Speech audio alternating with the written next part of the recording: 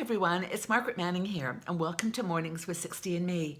Today is Thursday, it is October the 6th, so welcome to a new day. I hope that you're doing well, and I want to thank you first of all for taking the time to join us every morning. It's really, I appreciate it so much that you take time in your busy day to just spend a few moments listening to the news, getting caught up on what is going on in our world, and sharing some questions and thoughts that we raise at the end with stories that we share. And I want to thank you, by the way, for yesterday's response to our question about who you would like to meet, one person in real life that you'd like to meet. And we got some amazing answers. I really was so thrilled to read some of the creativity that went into your replies and to know the types of people that you think are important in your life. It was just really, really fun to read. So thank you for jumping in and sharing and being transparent with yourself. It really, it means a lot. So thank you. Now, I'm going to bring you up to speed on what's going on in the world. And so sit down, grab a cup of tea or coffee, and we'll go through everything. So, Hurricane Matthew is the big news in the United States. Now, it's now a Category 3 hurricane. It's moved, obviously, from Haiti, where it left a lot of damage, across Cuba, and now heading, unfortunately, on a direct line to Florida. Now, this is, these hurricanes can change course all the time, so stay tuned to your local channels to make sure that you know what's going on. But it's the first time since, I think, 2005 with Hurricane Wilma that a storm of this ferocity has actually been heading directly for Florida. So people are moving inland, evacuations are taking place across Florida, and I just hope everybody stays safe. I know we've got lots of women in Florida, so please take care of yourselves. Please listen to the evacuation notices. President Obama got on air yesterday to remind everybody that it's important that they do follow the instructions and get out of the unsafe areas. The storm is actually a very interesting one. The models are showing that it's going to hit Florida and then move out to sea and then come back again possibly. So it could be that Florida gets hit twice. And of course, South Carolina, North Carolina, and Georgia are also in the path. So just take care, everybody. Mother Nature is very unpredictable, and we have to respect that. But just take care of yourselves. We're all thinking about you and sending our love and good wishes. You're going to be okay.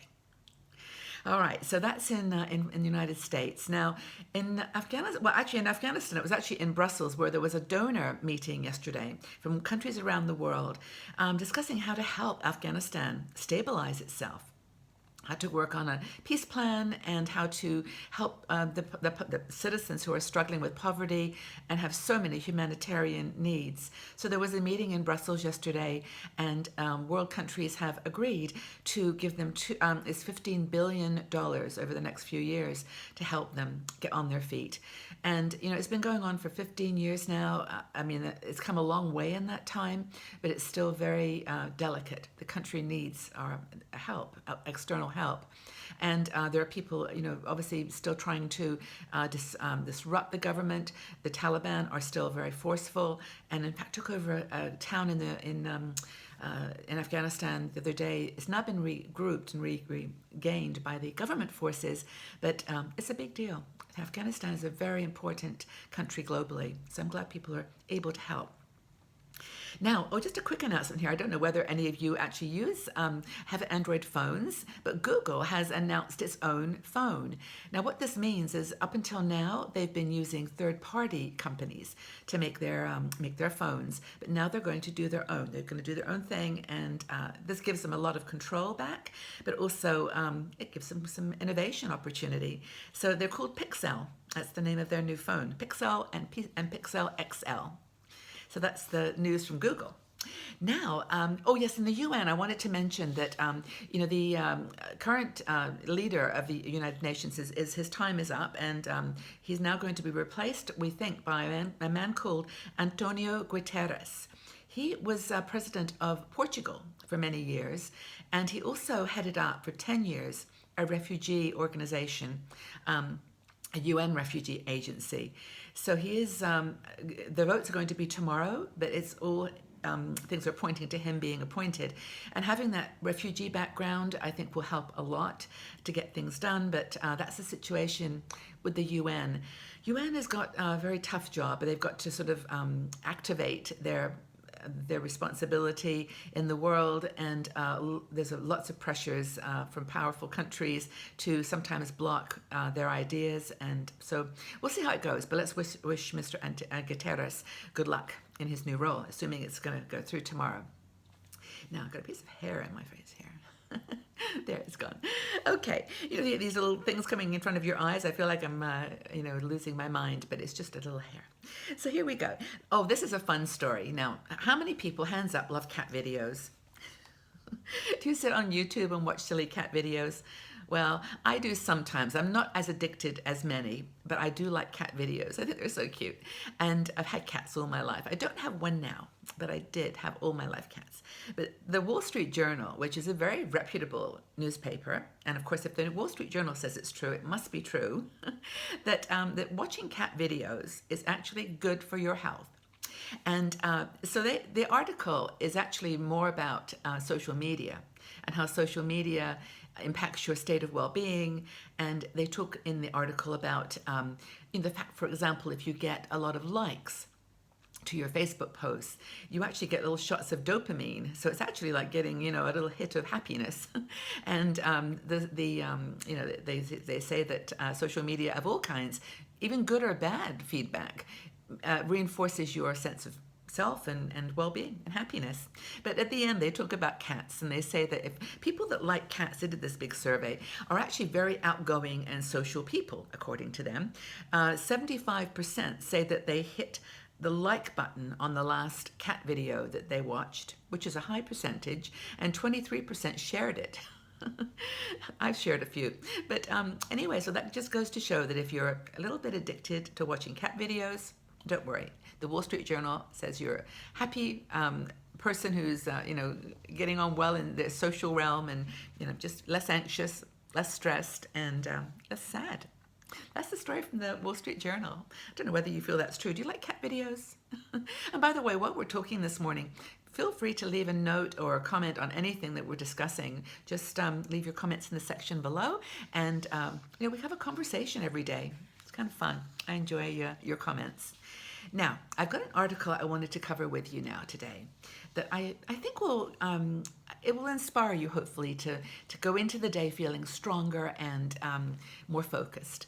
Now, there's a gentleman called Douglas Cooper. Douglas is one of our 60andMe bloggers. Really great writer and very, very supportive of 60andMe. And I know you're watching, Douglas. I think you are. And thank you for all that you contribute. I really do appreciate it. But Douglas wrote an article for 60andMe called "Being a Survivor." That was sort of the title. But it's about the qualities that a person needs in order to really get through this transition time in your life, and how to be a survivor. What are the qualities that a person needs? And there actually were 10 that were mentioned, and he based his article on a book by a gentleman called Paul Draker. The book's called New Year Island. And I'll read a few of them, and then you can go and check out the article yourself. But, we often think that we can't cope with things, that we're not in a position to make it through some tough decisions or tough times. But these are the things that Douglas says we should try to develop. These are the qualities. Okay, number 1. Obviously, the will to live. You've got to have an appreciation for the gift of life and just feel like it's worth fighting for. You've got to believe in that to be a survivor. That's number 1. The second is to be resilient. I actually quite love this word because it's such a powerful word. And I think about it in terms of times in my life where, you think you just aren't going to make it through a tough time.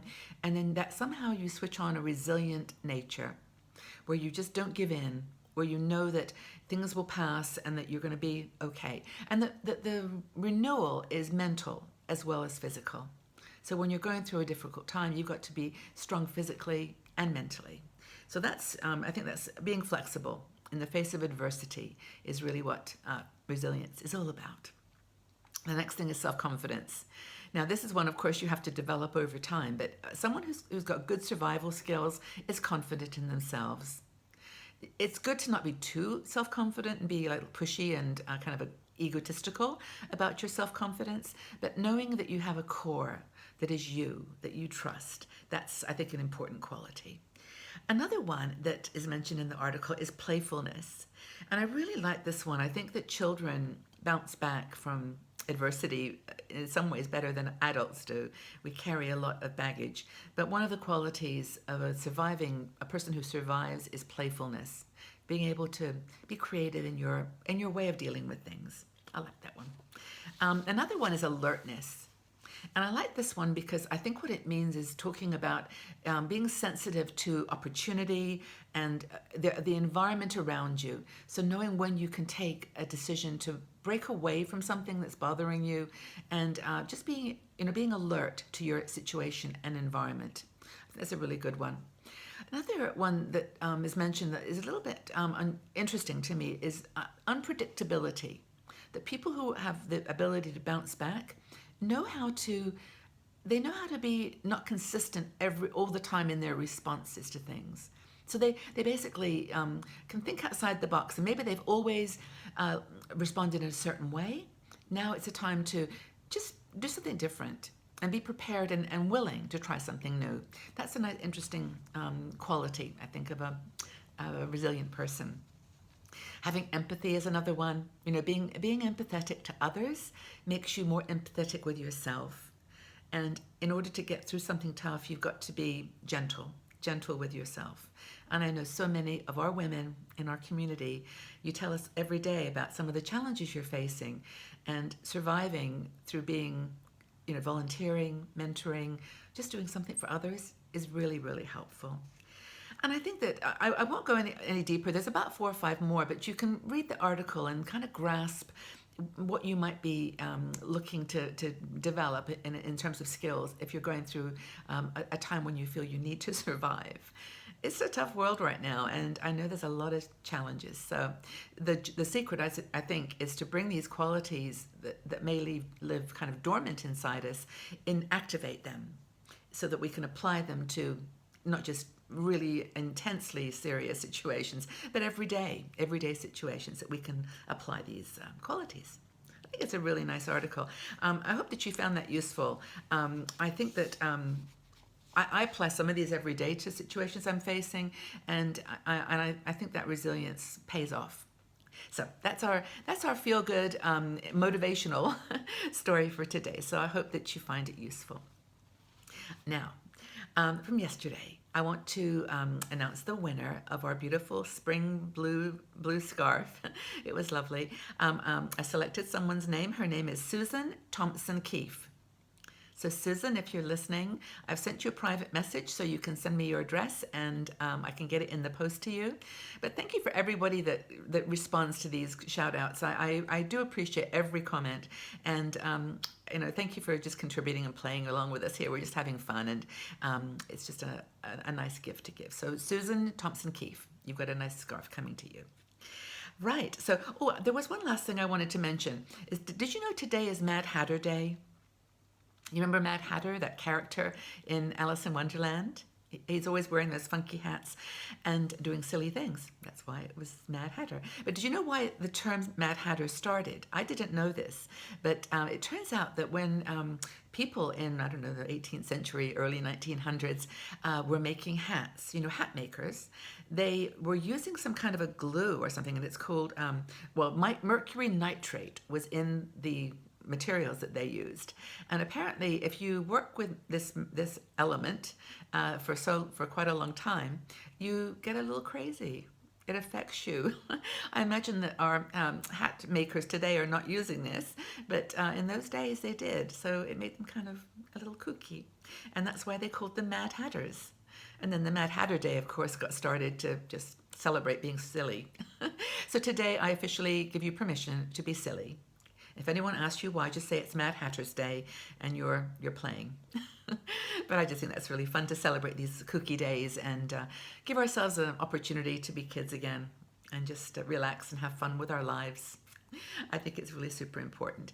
So I hope that you have a really, really great Thursday. It's almost the weekend, so I hope that you have a fun day and just do something precious and special for yourself today. And my question for today, I would love to ask you, going back to that article about surviving and about resilience, I'd love you to share with me, what you think are the most important qualities that you think help get through a tough time. What do you think that the most powerful qualities are for getting through a difficult situation? Just leave your comments in the section below, and we'll have a conversation. I'll join in, and we can share our thoughts and comments. And so that's it for today. Hope you do have a wonderful day, and I'll see you all back here tomorrow on Mornings with 60 and Me. Take good care, everyone. Bye-bye for now.